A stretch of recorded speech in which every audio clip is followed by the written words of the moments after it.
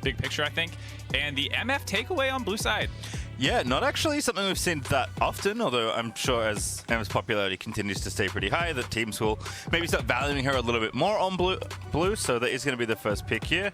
I guess if you're banning Aphelios, this is the first pick that does make sense, because Yutapon went off yesterday on Aphelios, so not giving him that champion might seem a little silly, but in the context of this first pick, it makes a lot more sense. Yeah, I mean, we also saw Doggo's Ezreal, which I was about to hype up right as he starts locking it in. He popped off in their win yesterday, just looking like aimbot. Hacks online, just doinking people with the skill shots left and right.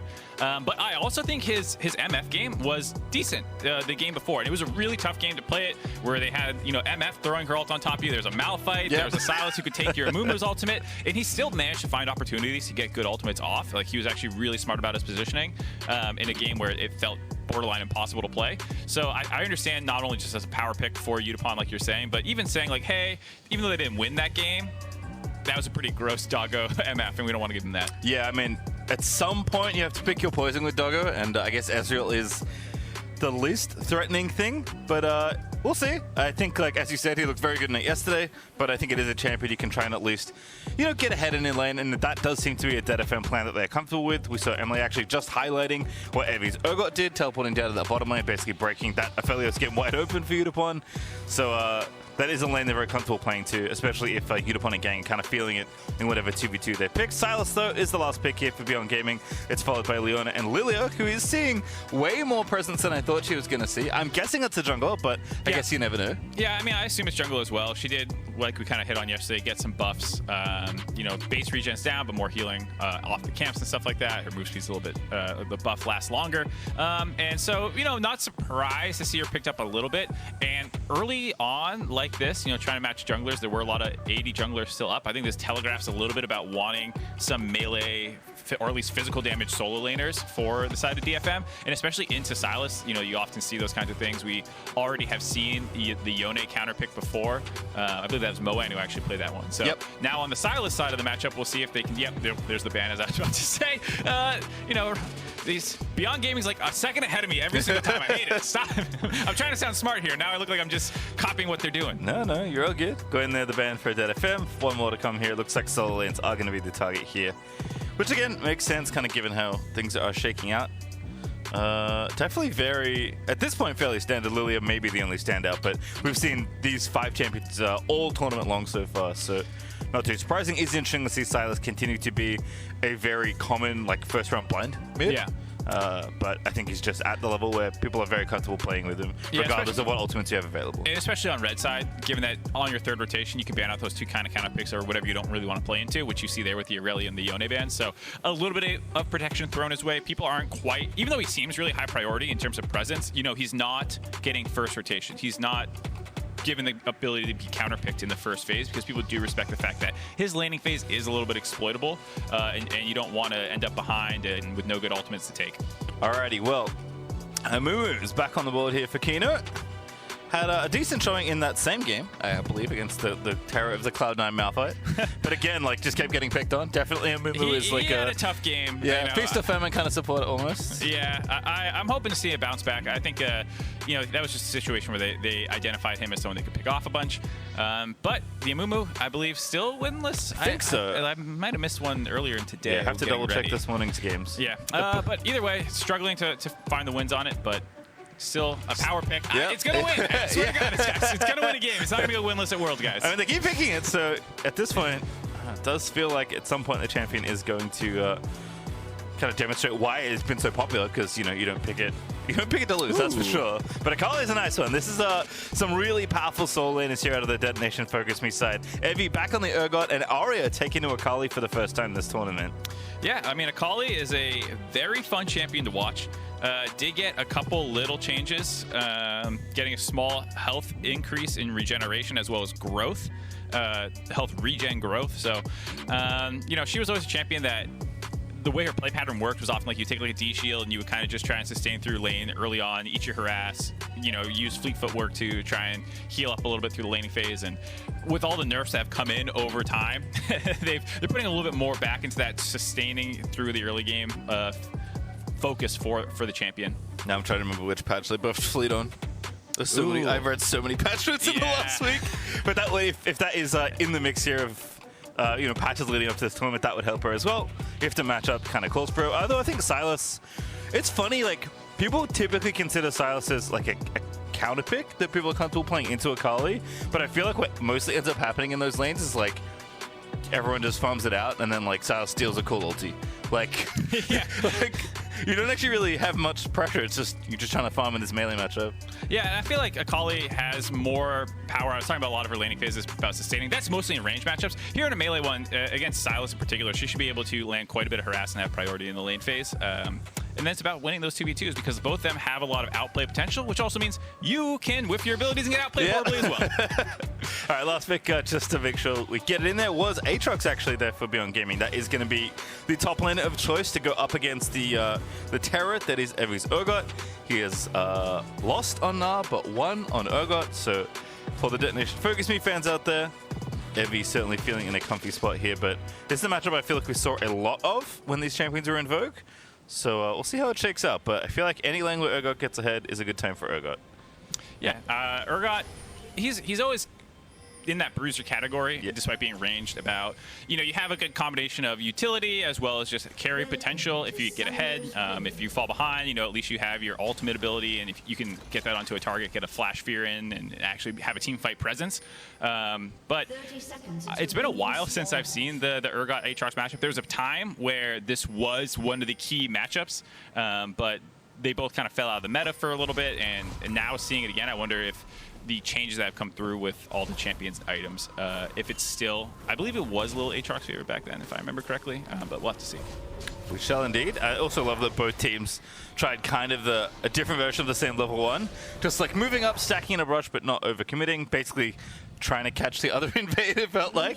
But they will pass by each other, and we'll have the junglers start off on whatever sides they're looking for. Does appear to be red side here for Dead FM, and looks like Husha is pathing to his own red buff. So it's going to be opposite side starts here as Arya going to escort these minions into mid. Also worth noting, Arya going for Conqueror as the keystone, not the fleet footwork despite the buff. It wasn't super substantial. I was just looking up quick. It was just some healing for champion hits on it, and to reduce some of the healing off minions, which for a champion that wants to sustain the lane sometimes not the case. And like we said, this is a more aggressive matchup for the Akali. You can actually win this one. You're not just trying to survive early on. So I definitely like the more combat-oriented rune choice. For sure, and you can see Maoan going with the same choice. Again, going to be like lots of scraps in this kind of matchup. You're going to be hitting each other a lot, so Conqueror definitely makes sense. It has been a mainstay for these two champions for a little while, as top lane going to be the fun start off here. Evi trying to get it done early on, at least, up against Liang. But it really does feels like every Aatrox matchup eventually comes down to the same thing, which is how many times did I hit you with my Q? The Q minigame? Yeah. Ooh, nice. That is actually brutal there for Maoan. Does have some potions, but that's quite a lot of harass to take. Yeah, the E on Akali is such a disgusting ability with how much damage you can do if you get both procs of it off, and you see right there some great trading by DFM solo laners. Both of them early on getting huge health leads. Evi hits 2 early on and then is able to go onto Liang, gets the flip back from his E. And tough spot to be in now. Yeah, that was a great little juke on the Q as well, just not letting Liang trade back any damage at all. So bottom lane is the next place we'll visit, and we definitely have seen Ezreal get aggressive here. Doggo does want to try and play up. You are loath to concede a lane as Ezreal, but because it's so much easier, as you said yesterday, actually, Mark, to to get your skill shots in when they're being pushed in under their turret, but not always something you get to do. Ezreal often kind of has to concede to whatever pressure is happening, although Husha is actually coming down here for a little wraparound. Might be tough for MF, is not the most mobile champion, does have flash though. Now going to move in. Yutapon going to have to get out of there. Good flash. Gengo gets stunned, but now they're going to turn it back around. It's another TP. Everyone's again's coming in hot, and now Husha, he's ignited, and that's looks like first spot on my screen. In fact, it is. Yutapon is going to have it happen again as Maoan comes in, but Arya comes through as well. A second blood on the table. Yutapon collects it again, and now Arya looking for Kino. Not going to take it, but I'm getting deja vu, Mark. Yeah, second time in a row, the Evi Urgot TP play, the bot lane, turning it around for his team. Again, his opponent top laner had burned teleport. Doesn't seem like Beyond Gaming was aware that Evi was in a position where he had TP advantage and can come down on that play. And so despite it looking initially like a good wraparound gank to at least force some summoners, DFM's able to collapse maps with more men quicker, and they turn that one around. And again, it's because Evi, like we saw with that trade, got such an advantage that Liang had to take that early recall TP back to lane. And that just opens up a window for Evi to exert his influence. All right, this is just so nicely done. Yutapon's like, he knows what he has to do. He's out of there. Yeah, I mean, DFM, I feel like we're pretty well coordinated here. Like, that TP by Evi is very quick. As soon as Amumu's bandage crossing in, you basically have him starting that teleport. I wonder if they were aware, like, hey, we have TP advantage, let's beta fight bot. I mean, that could easily have been the call because the rest of the team was pretty well prepared to match. And I like how Arya basically was just following the Sylas as we get the expected Evi pop-off cam at this point. I love it. It's my favorite cam. Every time that every reaction came, good or bad, I feel like, although it's much better when he's happier, is a treat. And unfortunately for him, unlike the last time this happened, he doesn't have 3 kills or whatever it was. Yeah. But still 2 assists is going to give you a nice boost of gold. Didn't really lose much as far as farm went anyway, just walks back to lane, is, you know, barely a wave behind and will be able to catch up pretty easily. And now this time it's Yutapon that is massively accelerated in his 2v2. Yeah, picking up those 2 kills is huge. And we talked about, you know, Ezreal wanting to be able to get the push a little bit. Not going to be the case, especially with MF picking up the double buffs from the kill on the Xin Zhao.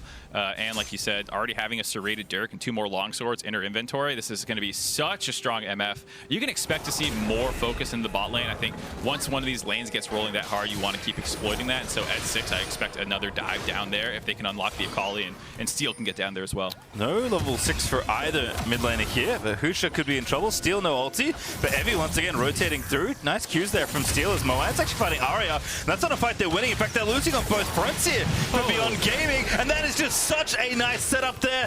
Evi once again is setting it up, and he's going to knock down that second kill. A double in topside this time. Oh, DFM are popping off 4-0 in about 5 minutes into the game. That was an aggressive invade by Husha, and Steel is able to show the power of the Lillia. The chase down by landing the Swirl Seed, being able to get your Q stacked up. You start moving so fast, they have no chance to get out, and it is a long, long journey to safety from the enemy Gromp to a turret. Alrighty, well, like you said, things definitely going well down the bottom side. I believe this is our first time with Lethality MF. Ghostblade has been pretty popular on her in general. We have seen it already in the tournament, but I don't think we've had an MF game where she's gone Ghostblade first, and I think just given the texture of how this game is going, I mean, they're almost 3,000 gold ahead at 8.5 minutes. I think Yutapon's more than happy to take the snowball item here. Yeah, I mean, at this point, it's kind of build whatever you want. I'm probably not going to criticize it as long as it has AD on it. Maybe you build the Leandrius at this point. I don't know, have some fun. I do think with how the game is right now and the fact that there's not that many pure tank targets, you know, the lethality build would normally be pretty defendable in this spot, but especially when you're snowballing this hard, you know, your double up and some of the just trading patterns you'll have will do so much damage. Alrighty, so like I said, very big advantage built here early by DFM. Steel's going to go ahead and take this top side Crab. Already has the Steel Caps up and has Predator as well, so with level 6 for the Lillia, significantly more threatening now in any sort of invade or gank situation. So, you know, Steel went from kind of, you know, mostly farming and deflecting Husha's invades to now having options to get really aggressive. In fact, that CS differential in jungle is kind of absurd for how early on in the game it is. Yeah, I mean, Lillia is just a generally fast-clearing jungler, not just damage-wise, but with that move speed buff that we're talking about. Like, you just zip through your camps. The fact that Husha got killed in his initial gank attempt, you know, it's going to set him behind. Then killed on his invade. It's just a tough spot to be in. Nice Hex Flash. Kino locked up there. Perfect stuns back-to-back. It's just so easy. Amumu shredded to bits as Yutapon finds kill number 3. God, I have this, like, Amumu point that I've been sitting on for a couple games, and I'm just never going to get to make it because every time he gets slammed. I feel so bad for him, but, you know, this is the trouble that comes in with the champion. He just doesn't have that many escapes and defensive tools, and so if you fall behind, he is one of these kind of quote-unquote feeder support champs where you're supposed to be the frontline engaged for your team, but you don't really have the stats to back it up. Oh, that is brutal. Doggo not going to get re-stunned. Good cleanse to get out of the Zenith Blade at the end of it all, but Steel now up to the top side of the map. This looks very tricky. Liang does have flash, going to have to use it. And Steel doesn't want to commit his to try and get the follow-up, so they'll just let him go. DFM forcing summoners all over the map right now. Gaeng having a really good game on the Leona. A lot of these plays being keyed off of him. The kill on Amumu, the cleanse on the Doggo, all that stuff. from the support that everyone was hyping up coming into this tournament. Like, this is the big change for DFM's roster. It's why a lot of people were saying if they're going to top the group, it's going to be some of the changes that come in with the support that they wanted to play with the whole time, but couldn't do until the import situation changed with their roster. And now he's here, and he's showing why people were hyping him up. Yeah, Gaeng has been real good. Was on Thresh yesterday. Leona looking just as accurate with the skill shots. Arya dancing out of trouble there in the shower, but is going to be A-OK. This did mean Steel's attempt in top lane. I should say that, of course, Beyond Gaming do get the first dragon, but I think DFM are happy to give it up here. They'll take the Herald. At this point, they're the team that's more than happy to trade, you know, a little bit of their tempo for gold, because they are just looking to snowball this game as hard as they possibly can. I mean, this is a monstrous early game. We're not even 10 minutes through, and if these plays go down, topside, we could be looking at 4, maybe 5k, depending on how much damage they could get done. Yeah, I mean, DFM have a relatively early game focus comp. None of their champions scale exceptionally well, especially when you look at some of the champions on Beyond Gaming side. You're going to think that they'll be a little bit better in the mid to late game, but with this much of a lead, they're in a great spot. Are you kidding me? How did they even get that Ezreal? Doggo forced to flash.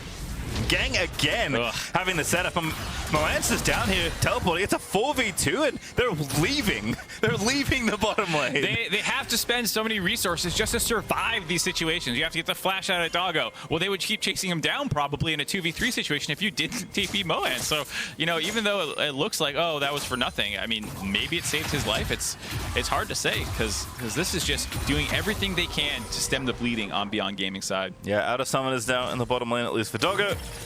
So the next time Gaeng hits a somehow miraculously accurate skill shot, going to be even easier. Steel is lining up something spicy here, though. I think Evi's actually the one to try and make sure this can happen. Now they move in. No flash, as we noted before. Swalsey does hit.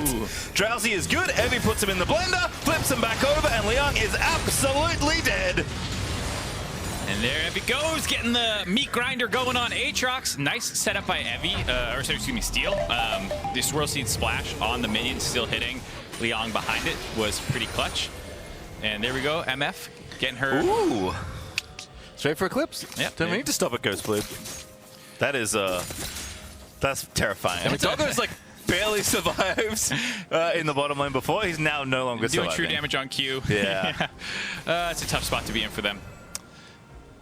Well, we'll see what happens. As you said, there is definitely room here for Beyond Gaming. This is a tragic early game, if you're them. For DFM, they're super happy with how it's going, but we have seen the power of Doggo's Ezreal before. It is a lot to ask of him right now, but if they can stabilize the game, if they can keep this dragon count up, there is always hope here for Beyond Gaming to get back in. It's just trying to minimize the damage you've taken at this point, because this laning phase is only going from bad to worse.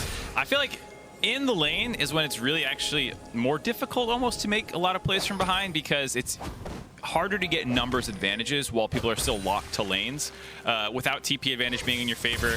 If the enemy jungler's bot lane and your jungler goes bot lane, then it's just a 3v3 and you lose. And there's more kind of these set plays. Beyond Gaming right now, I think, are in damage control until the turrets inevitably drop on DFM side. And then they do have playmaking tools, whether it's the Sylas, the Amumu, even the Xin. You know, they can potentially try to start picking people off in side lanes and stuff, because I expect DFM to end up in a 1-3-1 lane setup with these solo laners. So, you know, right now you're just trying to stem the bleeding until you can start finding pickoffs. Oh, that's a rare miss from Gaeng on camera, as Kino is actually going to go back in. He's got the ulti ready to go, but bullet time going to make Maoan's life miserable. Now DFM are going to escort their support out safely. And unfortunately for Beyond Gaming, I'm not sure there's a re-engage. Husha looking for the angle, doesn't even find the W for the potential follow-up. So Beyond is going to have to be content with that. Yeah, it looked like a little gun-shy potentially for Beyond Gaming. I know you don't want to chase into an MF ultimate, but Kino had ultimate there. I think he had probably his second charge of bandage toss. I feel like you could have locked Gaeng up enough to get that kill, and that would relieve a lot of the pressure, because there was a Rift Herald in the mid lane. You know, maybe you can actually get your own red buff if the enemy team has dead members on their side. So it just felt like maybe Kino could have pulled the trigger on that one, and you do eventually need to. You can't just hope that DFM turbo ints it into you. Like, you have to take a risk at some point. This could be problems here. Evi lining up the ulti, finds it long range. Husha's just going to get blended. It's not enough yet. The dot can't quite tick over, so Husha will escape this time. Oh god, the Xin ult coming up clutch there. I think if the red buff burn from Steel, as well as the just dots that come with Lillia's kit, were allowed to tick, you would have seen him get low enough for the assassination or the finish off by Evi. But because he was outside the range of the Xin ultimate, you can see he was actually blocking the tick damage. So That is a really cool combo. Like, it doesn't come up that often, Lillia Urgot, I feel like. But like such a long-range potential kill that you could get just from Steel confidently invading. And it makes sense why, right? There's complete control of the top side, or really every lane at this point for Detonation FocusMe. You don't have to be shy about walking in and stealing the enemy red buff. You do have to be careful under the enemy towers, though, Evi. A little bit bold there. Is going to have to flash away. Yeah, nicely done though by Liang, defending his turret, getting the flash out of Evi, denying some of that playmaking potential. Just getting a little overconfident there, I think, on the Urgot. Without your ultimate, your actual all-in threat drops significantly. Plus, allowing Liang to land some Qs underneath the turret means that you can't trade back onto him, and at that point, you've taken too much damage to seriously push him off of you. So, lose the flash there by Evi. Not the end of the world, but just a slight bit of an ego check potentially. Liang saying like, no, you're not that far ahead of me that you can just ignore me in front of a turret. Well, I feel like if history is any indicator, the next time we see that happening, Evi's going to solo kill him. It's like, oh, really? Yeah, you hope Liang doesn't get baited by like, hey, I won that trade. Maybe I can fight him now. It's like, no. Types in alt chat, alt back, by the way. Yeah. Actually, it's almost back up. As Detonation FocusMe are going to start this second dragon, just really trying to shut out any options Beyond Gaming have in the early game. This is not a Drake you can realistically contest for. You are still behind, actually approaching 6,000 gold now, and no towers have even been finished up. There's definitely some damage under plates, although that has, of course, now faded, given that we are past the 15-minute mark, but it's going to be tough here. I mean, the first Rift Tower went mid, got some plates. The first time you lose a tower, you're going to lose even more gold. Yeah, it's one of those things where there's a bunch of standing gold on the map just waiting to be taken, and DFM have not really tried, it feels like, to focus on the turrets. There's been jungle invades, there's been some rotations for kills and stuff, but like at some point they're going to go to Yutapon now, who just finished his second item at 15 minutes. They're going to be going and trying to play around him a little bit and start breaking these turrets down, I think. You see Yutapon moving up for this next Rift Herald. Lovely ward as well.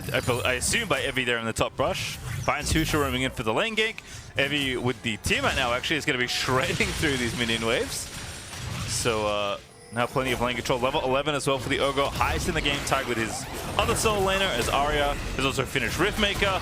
I mean, it's just an embarrassment of Mythics on the Detonation FocusMe side. So they'll start this Herald, and I think as predicted, there will be no contest here for Beyond Gaming. They are just, again, trying to minimize their losses rather than incur more of them, and walking at the enemy is one way to incur more losses. I mean, I do like the Beyond Gaming attempt there to sneak a kill on Evi in the top lane that you called out that Evi did a good job warding off, but like, if you find that kill on Evi, maybe you can stop that Rift Herald take, and you know, it's the way of attacking an objective, not by actually contesting the objective, but picking off someone before it.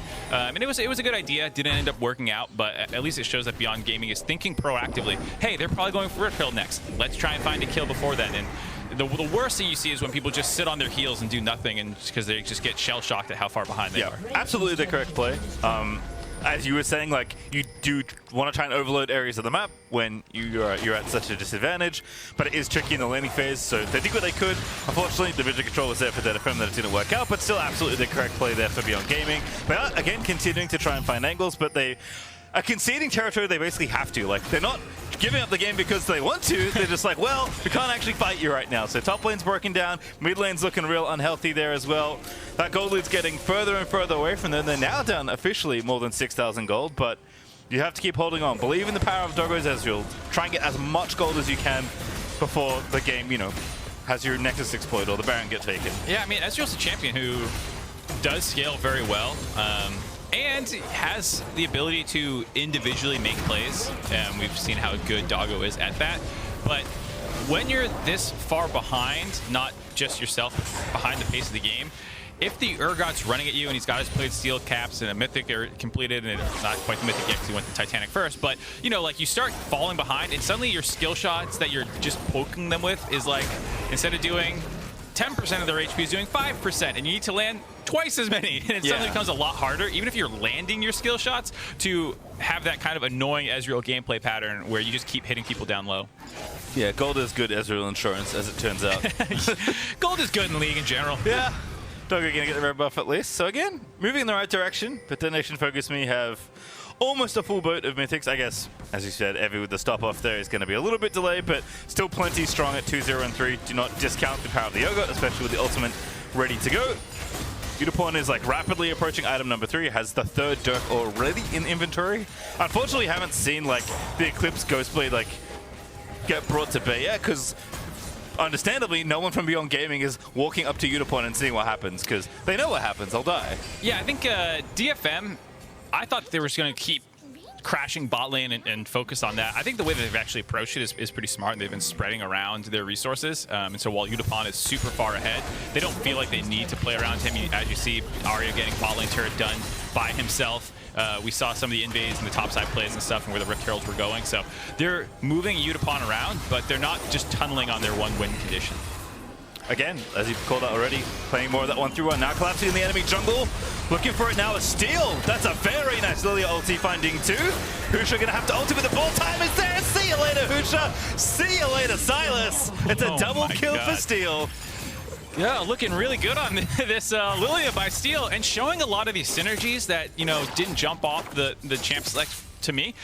You know, you hit on the long range snipe potential with the sleep into the Urgot ultimate, but then there as well, the ultimate by Yutapon doesn't break sleep because it counts as a dot, and so you're able to layer that on top of sleeping targets, chunk them down low before you reawaken them. And by the time Maoan came out of the sleep, he was at 25% HP, gets finished off. So a couple really cool synergies and just so much follow-up potential. Like everyone except Arya, you would argue, has the ability to contribute to whoever's asleep from distance. Even the Gaeng ultimate on Leona can be shot from pretty far away. Yeah, and Akali probably has enough gap closers to make it over there. No, you're 3,000 units away, don't mind me. Yeah, I mean, without her original ult 1, it's a little bit trickier to close as much distance, but if your target's asleep, you're probably going to make it in time. As the second dragon does get picked up for Detonation FocusMe, it is Infernal Rift, which I feel like feels amazing for given like the state of the game and a lot of the combos you can set up here, because all you really want is like more access to, you know, your enemy's secondary turrets in their base, and Infernal Rift opens it right up. Yeah, more bowling lanes for Lillia, you know? A lot harder to hit a gutter ball now. Yeah, still hasn't missed many. As Evi level 13. Oh my god, Kino, I'm so afraid for you. You do have teammates, but like, yeah, Evi's no, it's like, there's a level 8 Amumu there. There is no way you are the only person here. Oh god, I respect Evi's self-control there. You show me that Amumu, and I'm like, even if your team is here, dude, I think I'm gonna kill you before they show up. With this flash up too, I mean, Evi, knowing how important this game is, showing the restraint that he probably should have. I don't know how many other players would have backed and been let that Amumu waddle out of there. Not me. I'm 100% trading every time, because the Amumu is definitely dead. Yeah, but I am also probably dead. You might be. I don't know. Yeah, I don't know. I'm sad we'll never get to know. But like I said, very important match though for DFM here. If they win this game, they put themselves at 3-1, and that means depending on how the Cloud9 match goes, if Cloud9 drops a game to Unicorns of Love after this, you're actually in a tiebreak situation. They can potentially grab first place, and then if you win that tiebreaker, you are auto qualified. So this is a very important match for DFM to be able to grab that. Beyond Gaming, it basically locks them into 4th place, I believe, and it just puts it into that situation where if Unicorns of Love win, then you have to defend your 4th place spot, because they could have that tiebreaker going as well. Yeah, but I guess even like the worst case scenario, if they win here, is that they get 2nd, right? Which is still pretty good. Feels a lot better to be in the winner side of the bracket. Definitely, as Gaeng does get things started with a solar flare. But follow-up there for Arya's coming through. Husha's just deleted there by Evi at the end of it all. Great little stopwatch there. Nice follow-up there. Beyond Gaming are going to get themselves on the board, but Kino does use the ulti, but is still dead. Evi's got a double kill on for the Penta. Here we go. But Gaeng is getting ripped to pieces. Doggo starting to come alive. Evi gets in there. Gets the flash spear follow-up after the ulti. A triple kill out of the Urgot, but Doggo's still kicking. Doggo was able to stay alive throughout that. Kite back pretty well. 3 for 3 by the teams there, and almost looked like it could have gotten a little bit better for Beyond Gaming even, excuse me. You know, Evi had a nice flash ult to get the fear onto Doggo to stop him from snowballing even harder. But here you can see Husha does a good job kind of splitting the fight and acting as just a big meatball, which allows, while he dies, they can focus on Arya and get him low enough that he dies coming out of that stopwatch. And then here, the rest of DFM is kind of funneling in, trying to make it in there. And this entire time, Doggo is just plunking away at people. Evi there gets the kill here, and you see the flash follow-up to try and get the fear stun on Doggo and kill him, but the cleanse E over the wall means that they're able to stay alive there. And a 3 for 3 at this point for Beyond, not that bad. No, that's exactly what you're after, right? You're just trying to find a way to get gold. You got 2 different shutdowns, I believe, there with Yutapon and Arya both taking deaths. So, I mean, it's, you know, not the biggest chunk out of the mountain of gold that Detonation FocusMe has built up, but that's really all you could ask for is Doggo getting some gold. He now has 2 items ready to go. He's got the transform finished up as well. Yes, you're still woefully behind because Detonation FocusMe have done such a good job getting ahead, but if this game continues to elongate, if they keep trading into you, yeah, it's a bad time. I was going to say, it's still tough. I mean, Doggo's the richest member on his team at 8,800 gold, basically. But he was behind every other member of DFM except Gaeng. So you're going to say including your Gaeng. Strongest, no, you're not quite that weak. But yeah, you can just see how far ahead these members are. Over 10k gold there already for Evi in an extremely strong position. Unfortunately, they didn't get the shutdown on him. Yeah, he is 503, worth an extra 550 right now. Does have his mythic completed, so he is full-on bruiser mode. In fact, he's not even fighting, just going for the split push. Does have the TP. Rest of this team is grouping together as 4, so breaking up the 1-3-1 because of teleport cooldowns. But Evi is such a threat. I mean, you're seeing how many people are even just pushing towards this side of the map. It can't just be Liang that goes down to fight 1v1 because you're not going to win. You have to at least threaten that somebody else is there, if not 2 other people. It's tough to try and contain all the threats of DFM. I mean, even Steel at this point at 305, 2 items completed, working on his 3rd. He'll carry fights. You know, you can't ignore him even. He was one of the 2 members still alive at the tail end of that one you saw. Pretty threatening. And that was not the cleanest turn by DFM, like we said. You know, that's one where Beyond feels pretty good about it, but DFM could have played that much better. Yeah. We talked about how, you know, how much cool, like, long-range initiation they have with the Lillia and all the setup. The downside being that if that happens, you know, you're a screen away from following up on the so Lillia. The funny thing was, you're talking about how only one of them needs to really gap close. Yeah. That's Arya. Yeah. And guess who's the one way ahead of his team getting separated? The one Arya's like, watch this. Oh, wait. Too far forward. Alrighty, well, Dragon's back up. This will be the 3rd for DFM if they want to grab it, but it does feel like Baron is a bit more of the prize the teams are after right now. Beyond Gaming, of course, still playing defense, but Doggo with the blue buff, shooting down the minions is going to make it challenging. Detonation FocusMe, though, basically zoned all of this vision now. This is all permanent for them. They'll be taking over this little block, and Steel's going to go ahead and grab this Drake and give the team sword point in case they needed more advantages. Yeah, good job keeping the objective snowball going. In case you can't close it out without it, you know. But there's not much Beyond can do in terms of contesting where DFM is. Need to try and find these pickoffs, but with Infernal Map and how good the vision control has been for DFM, there hasn't really been too many times where the area that they're focusing is not properly warded. So there you see, okay, we're getting Dragon next. They already have a pink in the enemy side of the blue buff camp. They have one over the wall going from mid lane down there. They basically knew that that was an uncontested situation. I expect here with the resets coming through, you see Leona already working her way up to the top side. They're going to start poking. There you see perfect timing. Assist me ping going down exactly where they want to get their vision next. This is a team that's working extremely well together right now. Oh, Chainsaw done as well for Evi. So 3 items now.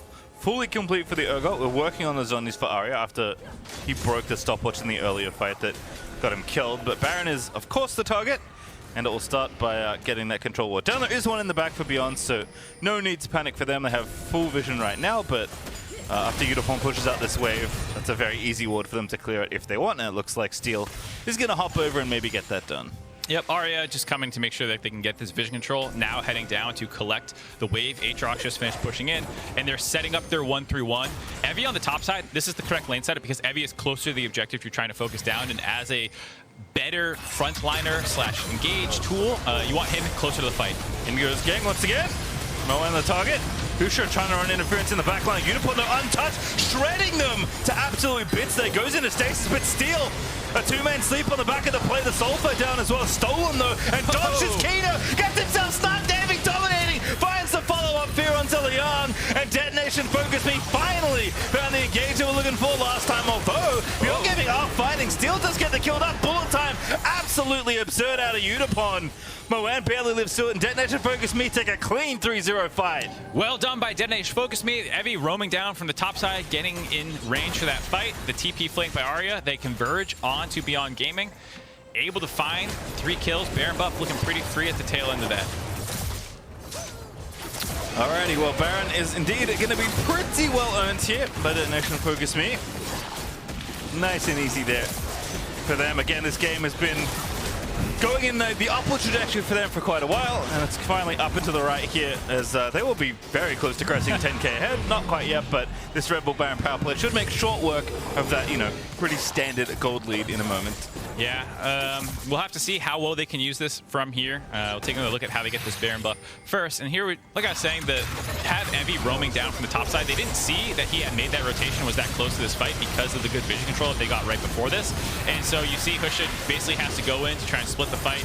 Steel does a good job setting up their later targets. They already knew they had to kill on Husha, so Steel is instead landing his Q and ultimate onto the other members, which allows the snipe by Evi. That combination coming through again. And then him being able to set up the next couple kills, getting the flash fear follow onto Liang. Well done there. And then this ultimate by Yutapon, I actually like a lot because Doggo started getting a number of people low and he was relatively full health at that point. Maybe he starts getting the chase down sequence going. But just because the ultimate from Yutapon chunked him so low, Doggo had to give up on any potential kills. Yep, Aria's commitment, pretty solid there at the end of it all. Also wasn't needed as it turns out. I feel bad for Doggo seeing that damage, dumber. It's like he's got to do like 4,600 damage or something like that. He's like, anyone, please help me get some more damage and start getting kills. Instead, it is just more sieging here for Detonation FocusMe. They're going to go ahead and take down just about everything in front of them. Again, very easy for them to take down these towers. Still plenty of time left on the Baron, a minute 40 or so to try and cut down at least one inhibitor tower with, but obviously they're looking for more. I think 2 inhibs here would feel excellent, but Detonation FocusMe don't have to do that much. Oh, Doggo. He has cleanse. Oh, no, he doesn't. Kino actually, goodbye! Oh, no! Evi just puts him in the Vitamix. Make it 2 there as Evi. Very well earned godlike status there as he grabs the double and picks off Husha. And now Ezreal's going to put to sleep Doggo. He's going to have to cleanse it up. Aria, though, trying to find an assassination in the backline. Detonation FocusMe. They're just ignoring the tower. Finally, Yutapon guides the wave in, knocks it down, inhibitor exposed. But once again, Beyond Gaming find themselves down 2 people. All right, well, there you go. Looking like it's going to be a W for DFM, ending the group at 3-1 after a slightly disappointing start to their play-in stage. They rally back very hard, dominate Beyond Gaming in this matchup, and looking really good, too, doing it. They have so many unique champions and stuff, as I might be getting ahead of myself. All right, well, not done just yet, but it does look good. I was doing the wrap-up speech. I was ready. I liked it. Detonation FocusMe going to have to leave the area there, but that's all right. Dragon Soul's up, by the way. 10 seconds until that. They'll just fall back there, no problem. I hope they lose now. I was already crowning them, and then they don't end the game. Blue buff for Steel. I mean, if you're gaming, like, I guess we have to fight you, and Yutapon's like, you sure? Kino just gets erased, and there's another nice follow-up. Gaeng again, don't miss. Evi with the long range. Blend takes down Husha, goes legendary. Aria takes out Liang as an afterthought. And Detonation FocusMe like, oh, okay, maybe we can end the game. Oh, I feel so bad for Kino, dude. Yep. Great screen simulator all the time on Amumu. That's it's rough out there. As you said, definitely a champion where when you fall behind it, it's very tough to stay ahead. You don't have some sort of like personal steroids to keep you tankier. It's just Aftershock and against 4-item misfortune at level 16. That is not good enough. As Detonation FocusMe, I think finally going to be doing what Mark said in the same breath. I will add, it just was kind of a long one, and it's just an absolute shellacking. Here's Evi, continues to be legendary. They're shredding everyone. No kills will be given over. Husha back in time to get aced. Does escape it. Detonation FocusMe will finish 3-1. There we go. Detonation FocusMe, just like I was saying, 3-1 in the group stage, bouncing back after a bit of a rough start. But you get to see why they were so hyped up coming into play-in stage now.